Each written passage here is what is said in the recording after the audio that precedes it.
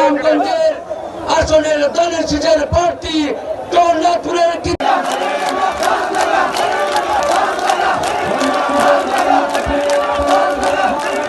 নেতা, আমার প্রাণপ্রিয় নেতা তারেক রহমান আমাকে বাংলাদেশ জাতীয়তাবাদী দলের জোটের নমিনেশন দিয়েছেন, পাঠিয়েছেন আপনাদের কাছে আপনাদের সন্তানকে, পাঠিয়েছেন আপনাদের কাছে আপনাদের ভাইকে, আমার নেতা পাঠিয়েছেন আপনাদের কাছে আপনার সাথে সহযোদ্ধাকে। আমি পেরেছি দল করে, দলের দায়িত্ব পালন করে দলের কাছ থেকে অর্জন করতে পেরেছি।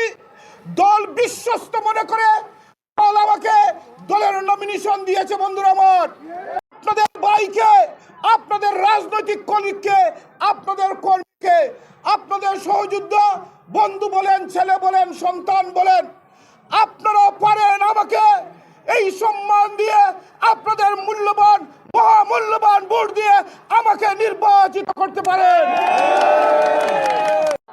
কারণ আমার প্রাণপ্রিয় নেতা আগামীর প্রধানমন্ত্রী দেশনায়ক তারেক রহমান বিশ্বাস করেন, বিশ্বস্ত মনে করে আমাকে দলের নমিনেশন দিয়েছেন।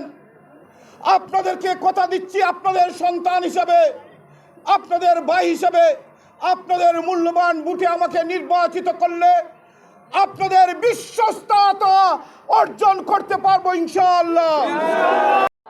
কারণ আমার প্রাণপ্রিয় নেতা আগামীর প্রধানমন্ত্রী দেশনায়ক তারেক রহমান বিশ্বাস করেন, বিশ্বস্ত মনে করে আমাকে দলের নমিনেশন দিয়েছেন। আপনাদেরকে কথা দিচ্ছি, আপনাদের সন্তান হিসাবে, আপনাদের ভাই হিসাবে, আপনাদের মূল্যবান ভোটে আমাকে নির্বাচিত করলে আমার বিশ্বাস এই এলাকার উন্নয়নের জন্য আমি আমার নেতার কাছে যা নিয়ে যাব, এই উন্নয়নের জন্য আমার নেতা আমাকে খালি হাতে ফেরত দেবেন না ইনশাআল্লাহ।